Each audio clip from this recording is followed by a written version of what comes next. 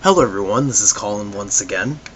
I'm making this video because I've been requested by several individuals to just do a brief introduction to an author who has really striked me as being one of the foremost authorities on first century Christianity and the development of Christian theology and thought since the time of Christ and its very premature and embryologic stage or development into a world religion which we know today as Christianity.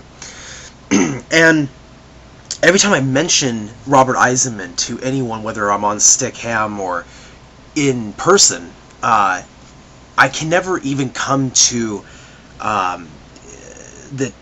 completing the task of giving a full-on review or even a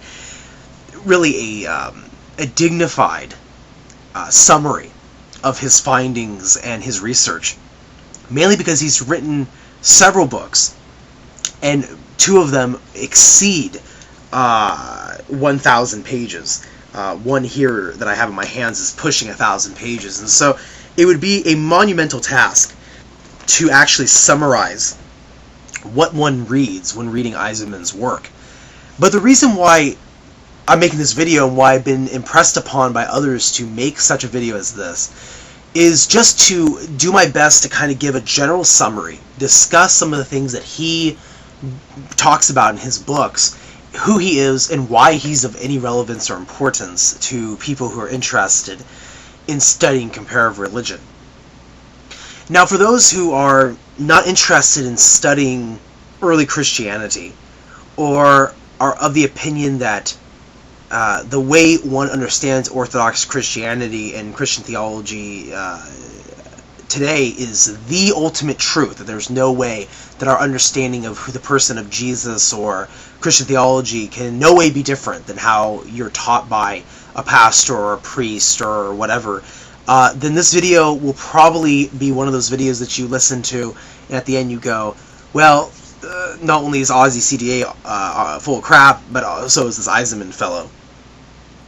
And if that is your attitude, then by all means. Of course, when someone is talking about an alternative way of viewing your religion, I don't expect a lot of people to pay heed to any of the information forthwith. But for those of you who don't mind actually thinking outside the box and even pondering the origins or the views of your own faith, then this is the video for you. Robert Eisenman can best be introduced by the book that I'm holding in my hands, called James, the Brother of Jesus, and published by Penguin Publishing. And a little biography of him here is as follows.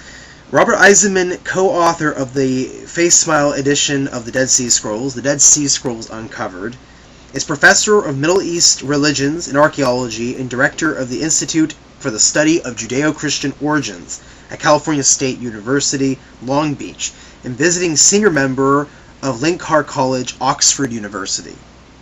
The consultant to the Huntington Library in its decision to free the scrolls, he was a leading figure in the worldwide campaign to gain access to the scrolls. A National Endowment for the Humanities Fellow at the Albright Institute of Archaeological Research in Jerusalem. He was a senior fellow at the Oxford Center for Postgraduate Hebrew Studies.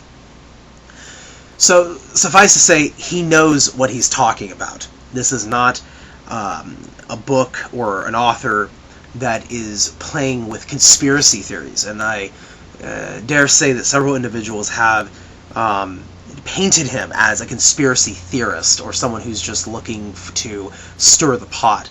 These people have never read his works. They only know a basic summary of his findings. But the book that I was first introduced to and first read was his monumental work, James, the Brother of Jesus.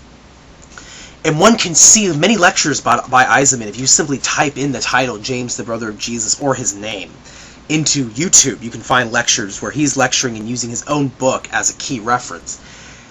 When you see the size of the book, you'll see why that's something that one would have to do. But his writings started from him studying the Dead Sea Scrolls. And anyone who knows anything about Judaism or Christianity will know the Dead Sea Scrolls, one of the most monumental discoveries in the biblical textual history. And he amongst other scholars who were not partial to representing a religion per se, but rather just to represent the biblical scholarship field in general. He was a leading force in getting the scrolls to be able to be viewed by everyone, and published and translated, and this is why we have works by Giza Vermas and etc., because of the works of Robert Eisenman. And Eisenman has co-authored with many other leading biblical scholars, and he is definitely a major force in the field. But he began studying the Dead Sea Scrolls, and he began realizing the theology and the language that was employed by the people of Qumran in the Dead Sea, and what they believed, and the way they wrote their scriptures. And there are many hypotheses about who the people of Qumran were and what is it they believed. And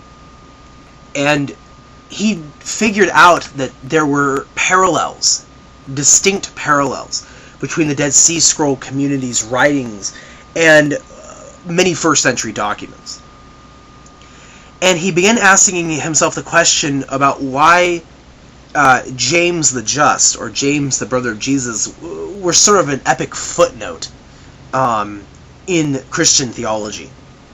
We talk to most Christians, they are most concerned with their either apologetics or with their understanding of their religion, mainly on the following works: the Gospel of John and the Epistles of Paul of Tarsus. Not to say that no other Christian reads any parts of the other parts of the Bible, nor am I implying that Christian scholarship is limited by these works. But from my own personal experience and from reading apologetic works about who Jesus was, these tend to be the most quoted and the most used documents. But when it comes to the epistles of James, the epistle of Jude, the other brother of Jesus, we can see a trend as early back as the 2nd century, even the 3rd century, of sort of a movement within Orthodox Christianity to reduce the kinship of Jesus to as distant as possible. In other words, trying to supplant them from their original held position of authority in early Christian communities to nothing more than secondary works, even third in line to the epistles of Paul, where Paul today, as Michael H. Hart says in the most influential men of history, the Prophet Muhammad, peace be upon him, being number 1, but Paul of Tarsus, I believe, being number 2 or number 3. He's actually ahead of Jesus as being the most influential. And this is in part because Paul, as we understand Christian theology today, is in part due to the Apostle Paul's words and actions and beliefs. But what about his brothers? What about James? And what did James believe? And this is what Eisenman set out to discover, was what did James, the brother of Jesus, believe? And he employs many documents. I mean, I'm not just talking about theological documents, but he uses 1st, 2nd, and 3rd century historical documentation from early church fathers themselves in early church historians. He uses Eusebius, Josephus, and many others to see what the early Christians believed about and what their views were of James, the brother of Jesus, indeed what he taught. And what the early Jewish Christian communities believed about James and Jesus. And he discovered a trend that was indeed almost parallel to the people of Qumran.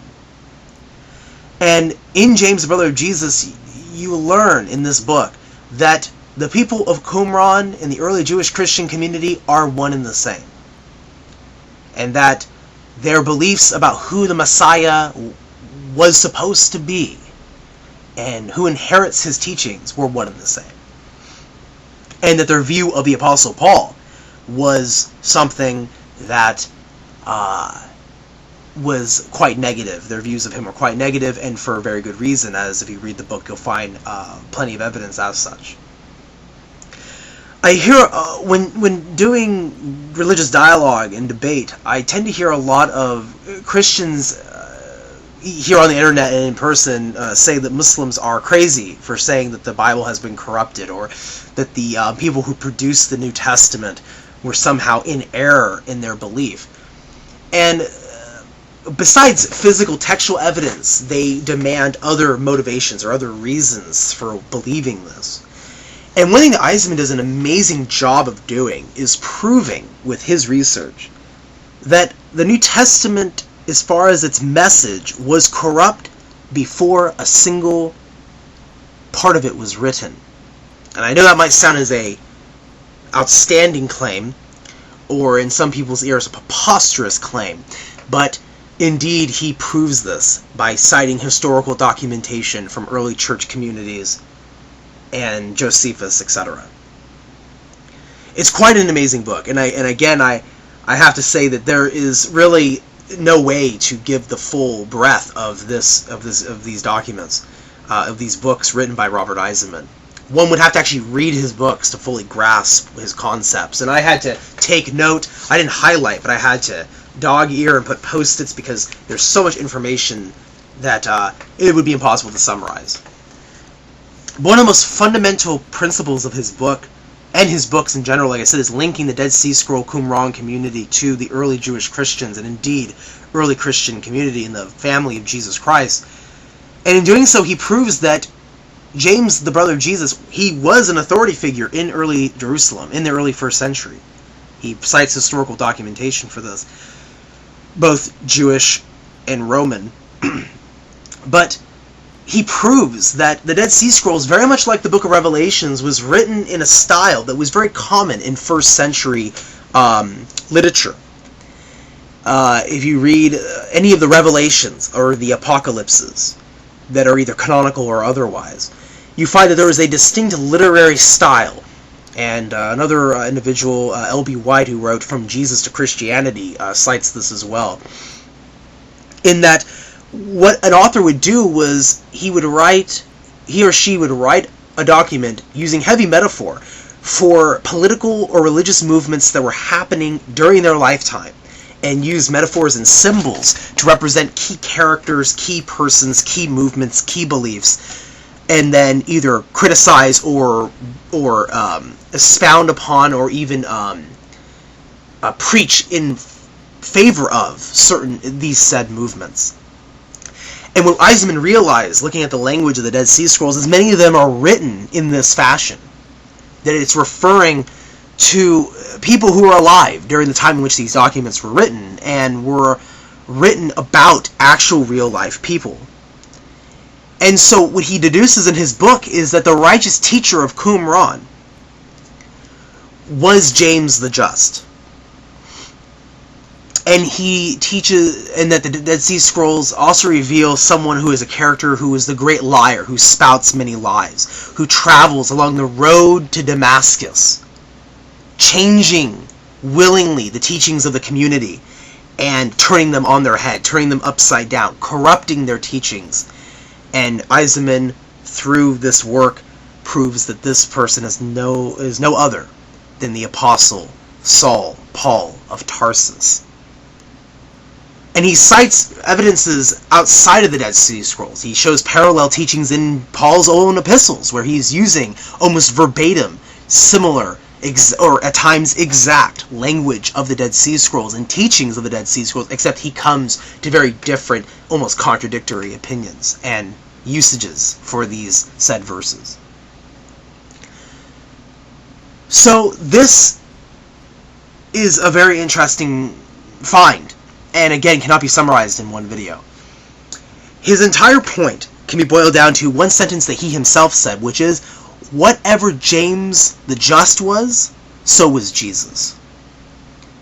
And he has written, again, several works. I'll cite them again. The Dead Sea Scrolls Uncovered, the Dead Sea Scrolls and the First Christians, James, the brother of Jesus, and the New Testament Code. And this is, again, a work that for me captivated me and changed my entire outlook. Just when I thought that there was really nothing else to learn as far as the manuscripts of the New Testament or early Christian thought, here came Robert Eisenman like a whirlwind to shake and rumble the arena of academic religious study.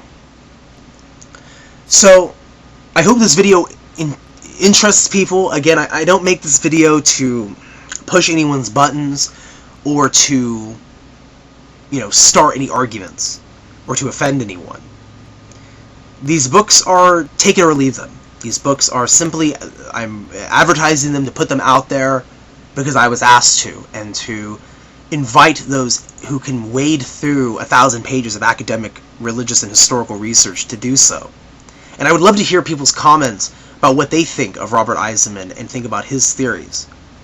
And perhaps this can foster more healthy dialogue about the origins of Christian theology and who exactly was not only Jesus Christ, but James the Just, James the brother of Jesus. Assalamu alaikum rahmatullahi wa barakatuh.